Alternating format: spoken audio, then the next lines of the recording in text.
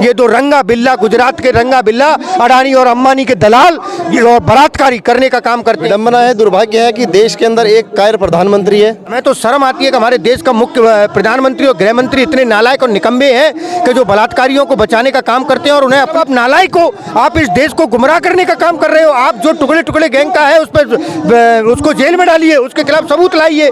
दिल्ली के जंतर मंतर पर किसानों ने अपना मोर्चा खोल दिया है। लगातार हर एक यूनियन के लोग, जो किसान यूनियन है, वह बार बार टुकड़े टुकड़े कर करके आ रहे हैं। आप देख सकते हैं यहाँ पे काफी तमाम जो महिलाएं हैं यहाँ पे आपको देखने को मिल जाएंगी, जो कि यहाँ पहलवानों के धरना प्रदर्शन को समर्थन देने के लिए आ रही है। बात होती है यहाँ बात देश की बेटियों की हो जाती है। क्या लगता है कि आज ब्लैक डे आप लोग मना रहे हैं, इससे क्या संदेश जाएगा? ब्लैक डे हम इसीलिए मना रहे हैं क्योंकि जो पीड़ित महिला कुड़ियां हैं, हमारी पहलवान कुड़ियां हैं, उसको उनको सेक्सुअली हरासमेंट किया गया है और FIR हो गई है दोषी के खिलाफ, पर उनको 1 महीना हो गया, 1 महीने के लगभग धरना चलते को हो गया, पर अभी तक उसको गिरफ्तार नहीं किया गया। इससे मिलेगा बेटियों को न्याय, कैसे मिलेगा? आंदोलन करके मिलेगा, जैसे किसानों को इंसाफ लिया था। देख सकते हैं यहाँ पे तमाम लोग जो मौजूद, सबके हाथ या सिर में काली पट्टी बनी हुई, एक शख्स मेरे संग और मौजूद हैं। बात यहाँ पे देश की बेटियों की हो रही है, लेकिन इसको राजनीति से जोड़ा जा रहा है। कहा जा रहा है कि इसमें टुकड़े टुकड़े गैंग और अन्य गैंग शामिल हैं। देखिए, आज सबसे बड़े दुर्भाग्य की बात यह है कि 2014 से पहले जब भी कोई आंदोलन किया जाता था तो वो लोगों को आंदोलन करने की भी आज़ादी होती थी और उसमें ये बोला जाता था कि जो लोगों को अगर कोई परेशानी है तो विपक्ष उसका साथ देगा। लेकिन 2014 के बाद अगर कोई भी आंदोलन करता है, चाहे वो किसान हो, आपने देखा हो किसानों ने जब आंदोलन किया तो उनको खालिस्तानी, किसी पर्टिकुलर क्षेत्र का देशद्रोही बोला गया। उसके बाद जवानों ने जब आवाज़ उठाई तो उनको देशद्रोही बोला गया।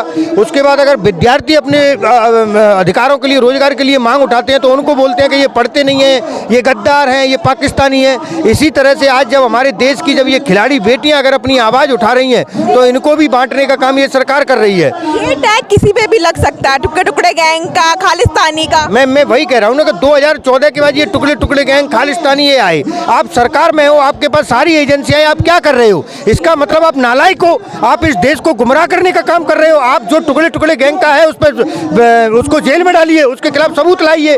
आप देश को केवल गुमराह करने का काम कर रहे हो। आप इस देश के बलात्कारियों को, गुंडों को बचाने का काम करते हो, चाहे कुलदीप सेंगर हो, चाहे चिन्मयानंद हो, चाहे वो कैलाश विजयवर्गीय हो। हर किसी, जितने भी बलात्कारी नेता है वो आपकी पार्टी में, उनको बचाने का काम कर रहे हो। हमें तो शर्म आती है कि हमारे देश का मुख्य प्रधानमंत्री और गृह मंत्री इतने नालायक और निकम्बे हैं कि जो बलात्कारियों को बचाने का काम करते हैं और उन्हें अपने नाम पर वोट दिलवा करके देश के सबसे बड़े संसद में ले जाने का काम कर रहे हैं और इस देश के लोकतंत्र को खत्म करने का प्रयास ये दो लोग कर रहे हैं।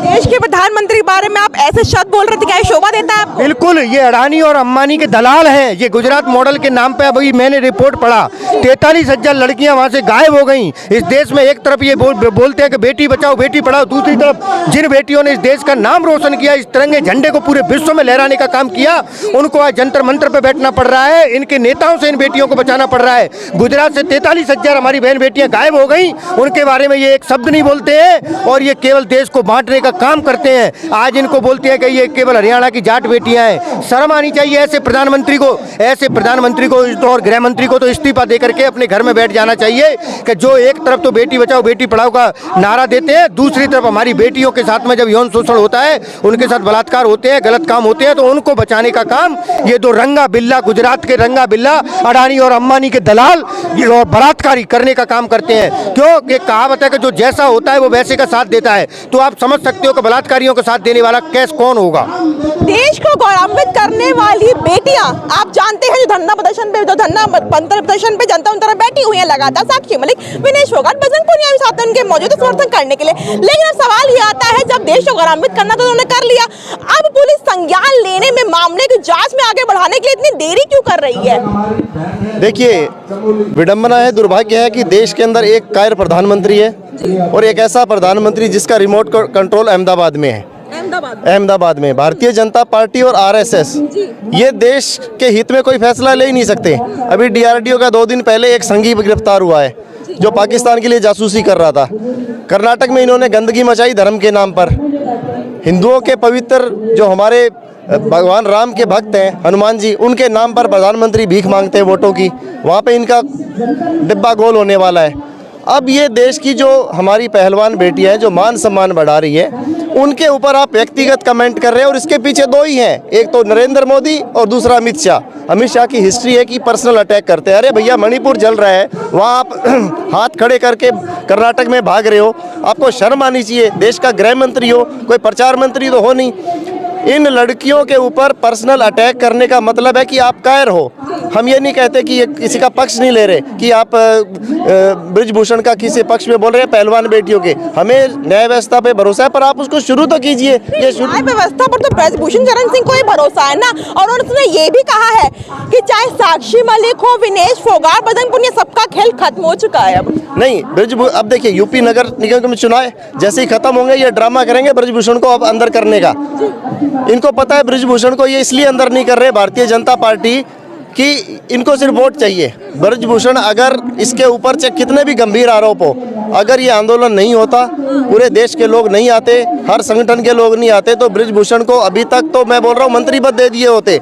ब्रिजभूषण के खिलाफ कार्रवाई बीजेपी इसलिए डर रही है कि यूपी में उसको नुकसान हो रहा है। इनको बहन बेटियों से कोई मतलब नहीं है। भारतीय जनता पार्टी का अगर हिस्ट्री दिखाएंगे, आधे से ज्यादा तो बलात्कारी है। लेकिन अगर उनकी बातों को रखा जाए तो कहते हैं कि वोट की राजनीति हम नहीं, वोट की राजनीति कांग्रेस करती है हमेशा।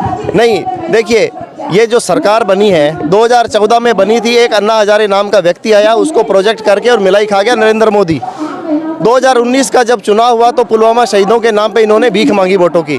भारतीय जनता पार्टी, हो सकता है 2014 से पहले जब अटल जी थे, आडवाणी जी थे, उनका थोड़ा बहुत राजनीति हम कह सकते हैं कि मुद्दों आधारित थी। लेकिन अब ये जो नई, जिसको सोशल मीडिया पे बोलते हैं ना, रंगा बिल्ला की जोड़ी, इसने जो डेमोक्रेटिक व्यवस्था भंग की है, देश की हर आवाज़ को कुचलने का काम ये सरकार कर रही है। जो आवाज़ इनको खिलाफ लगती है, हर वो संविधान की रक्षा करने वाली आवाज़ इनके लिए देश विरोधी है। इसलिए आज सबसे बड़ा भारतीय जनता पार्टी या नरेंद्र मोदी का दुश्मन कौन है? मध्यम वर्ग, दलित, ओबीसी या नवयुवक जो रोजगार की बात करते हैं। मेन स्ट्रीम मीडिया, उसको इन्होंने खरीद लिया। आप जैसे जो लोग हैं जो निष्पक्ष होकर पत्रकारिता करते हैं, थोड़े दिन में आपके खिलाफ भी बिल आने वाला है। फिर आप देखेंगे कि जंतर मंतर पर आपको सिर्फ ये भगवा रंग का बीजेपी ऑफिस देखने को मिलेगा। तो ये सब, ये जो हाथी के दांत हैं, अमित शाह और नरेंद्र मोदी, अगर सबसे ज़्यादा करप्ट और कोई क्रिमिनल व्यक्ति है इस सरकार में, तो सरकार के मुखिया ये दो लोग हैं। तो अगर आप देख रहे होंगे इस समय कि जिस तरीके से यहाँ पे जो मोर्चा है वो किसानों ने संभाल करके पूरी तरीके से यहाँ पे रखा हुआ है। अलग अलग यूनियन से लोग जो है किसान से, चाहे हरियाणा से हो, पंजाब से हो, उत्तर प्रदेश में से हो, गुट अलग अलग आकर के इनके समर्थन में लगे हुए हैं पूर्ण तरीके से। क्योंकि आज ब्लैक डे ये लोग मना रहे हैं। क्यों ब्लैक डे? कि आपको मैंने पहले ही बताया था कि जब बात देश की बेटियों की आती है तो वो तब उनकी मांग पूरी नहीं होती, वो दिन काला दिन ही बन के चला जाता है। और आक्रोश है ब्रिजभूषण शरण सिंह के खिलाफ। क्या होता है, कार्रवाई क्या होती है, देखते रहिए नवयुग टीवी। धन्यवाद।